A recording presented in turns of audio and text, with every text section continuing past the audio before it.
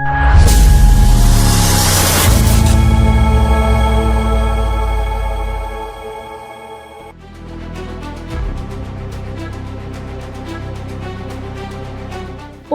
মানচিত্রে মাদেইরা দ্বীপটির অবস্থান তেমন দৃশ্যমান নয়। সেই দ্বীপেরই ফুনচাল নামের শহরে ৮০ দশকের মাঝামাঝি সময়ে জন্ম নেয় এক শিশু। যদিও তার নিজের পরিবারই চায়নি সে পৃথিবীর আলো দেখুক, কিন্তু কে জানতো নিজের পরিবারই অনাহুত অতিথির মতো জন্মানো সেই শিশুর নাম দিয়ে পৃথিবীর বুকে মাদেইরার আলাদা এক পরিচিতি গড়ে উঠবে। ১৯৮৫ সালের ৫ ফেব্রুয়ারি মালি হোসে ডিনিস অ্যাভেইরো ও কুক মারিয়া ডলারেস ডস স্যান্টোস অ্যাভেইরোর ঘর আলো করে এলো এক পুত্র সন্তান। গোটা বিশ্ব আজ তাকে চেনে ক্রিশ্চিয়ানো রোনালদো নামে। তার পুরো নাম Cristiano Ronaldo dos Santos Aveiro.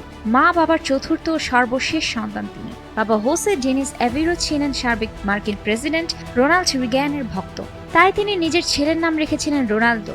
কিন্তু রাজনীতিবিদ নয়, নিয়তি তাকে বানাতে চেয়েছিল ফুটবলের রাজা। যদিও ফুটবলার হিসেবে রোনালদোর শুরুর পথটা একদমই মসৃণ ছিল না। ১৫ বছর বয়সে হৃদযন্ত্রের সমস্যায় তার ফুটবল ক্যারিয়ার অঙ্কুরই বিনষ্ট হয়ে যেতে পারত। কিন্তু ভাগ্যের লিপি যারা নিজের ঘাম দিয়ে লিখে নেয় তাদের থামানোর সাধ্যকার। রোনালদোও তাই থামেননি, বরং তার হৃদস্পন্দন যেন ফুটবলের ছন্দে চলতে শুরু করে।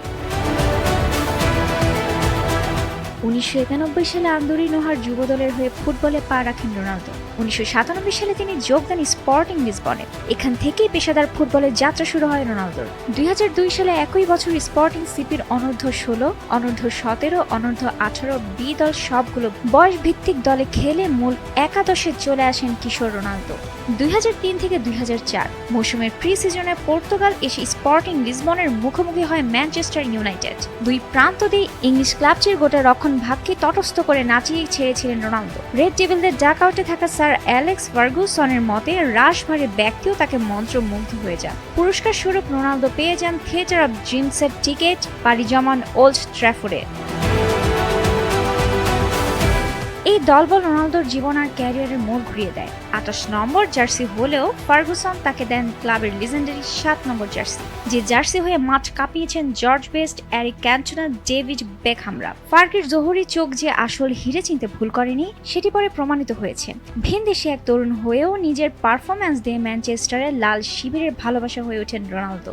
একে একে ম্যানচেস্টার ইউনাইটেডকে টানা ৩টি premier league, UEFA champions league সহ সম্ভাব্য সব শিরোপাই জেতাতে মুখ্য ভূমিকা রাখেন রোনালদো।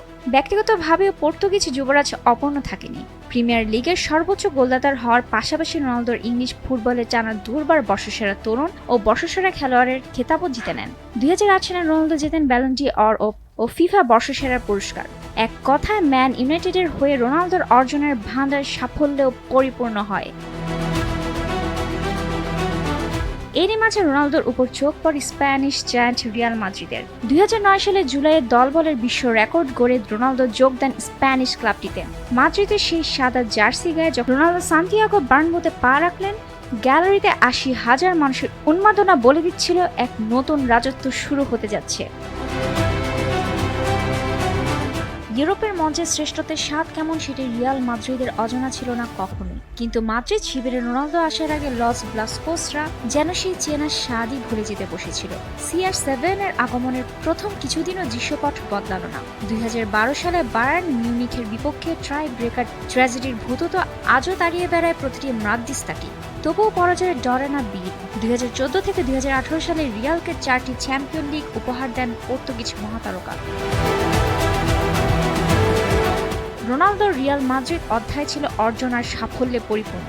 সাদা জার্সি গায়ে প্রতিপক্ষের জালে ৪৫০ বার বল জড়িয়ে নিজের নাম উঠিয়েছিলেন ক্লাবের ইতিহাসে সর্বোচ্চ গোলদাতার তালিকায়। চিরপ্রতিদ্বন্দ্বী লিওনেল মেসি এক ছত্র দাপটের মাঝেও রোনালদো হারিয়ে যাননি, বরং রিয়ালের প্রায় সব ব্যক্তিগত রেকর্ডই নিজের করে নিয়ে একাধিকবার ব্যালন ডি অর এবং ফিফা বর্ষসেরার খেতাব বগল দাবা করেছেন। হাজারো পূর্ণতার মাঝেও রোনালদো ছিলেন এক নিঃসঙ্গ শিরোপা, যিনি সবসময় নিজেকে ছাপিয়ে যাওয়ার লড়াই করতেন।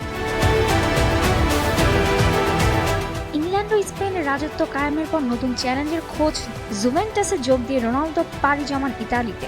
রেড জেভিল ও অল হোয়াইটদের হয়ে যেভাবে আলোকছটার সাফল্য পেয়েছেন, ওল্ড লেডিদের হয়ে সেভাবে পাননি। যদিও তুরিনের বুড়িদের হয়ে 2টি স্কুডেট্টো সহ সব ইতালিয়ান ফুটবলের সব ঘরোয়া ট্রফি জিতেছেন, মহাদেশীয় সাফল্যবাদে রোনালদোকে বড্ড বিবর্ণই লাগে।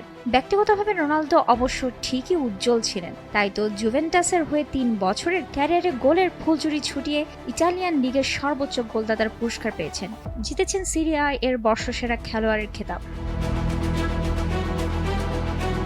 আন্তর্জাতিক ফুটবলেও রোনালদো যেন নিজেই এক ইতিহাস। জাতীয় দল পর্তুগালের হয়ে রোনালদোর অভিষেক হয় 2003 সালে। পরের বছরে ইউরোতে দারুণ নৈপুণ্য দলকে ফাইনালে তুললেও গ্রিসের কাছে অপ্রত্যাশিতভাবে পরাজয়ের শিকার হয় পর্তুগিজরা। কিশোর রোনালদোর অশ্রু সজন মুখের কথা আজও কেউ ভুলেনি। 2006 বিশ্বকাপে 40 বছর পর সেমিফাইনালে এলেও জিনেদিন জিদানের জাদুর কাছে নতি স্বীকার করে পর্তুগাল। স্বপ্নভঙ্গের বেদনায় বারবার কাঁদলেও রোনালদো কিন্তু ভেঙে পড়েননি। তাই তো 2016 সালে সামনে থেকে নেতৃত্ব দিয়ে ইউরো চ্যাম্পিয়নশিপ জিতিয়ে পর্তুগালকে প্রথমবারের মতো আন্তর্জাতিক শিরোপা এনে দেন। ফাইনালে মাঠের বাইরে চোট নিয়ে দাঁড়িয়ে যখন সতীর্থদের চিৎকার করে উৎসাহ দিচ্ছিলেন, তখন ফুটবল বিশ্ব বুঝেছিল তিনি কেবল অধিনায়ক নন, সত্যিকারের একজন দলনেতা। রোনালদোর অধিনায়কত্বে 2019 সালে প্রথমবারের মতো আয়োজিত উয়েফা ন্যান্স লিগের ট্রফিও জিতে নেয় পর্তুগিজরা।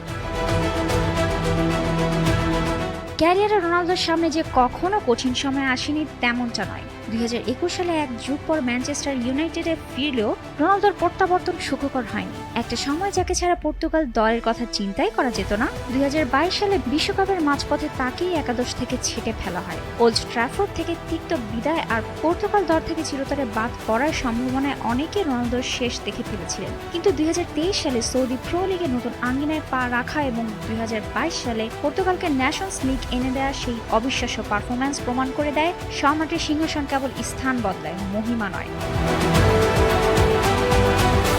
রোনালদোর জীবন শুধু জয়ের ইতিহাস নয়, বরং পতনের পর আবার আকাশ ছোঁয়ার গল্প।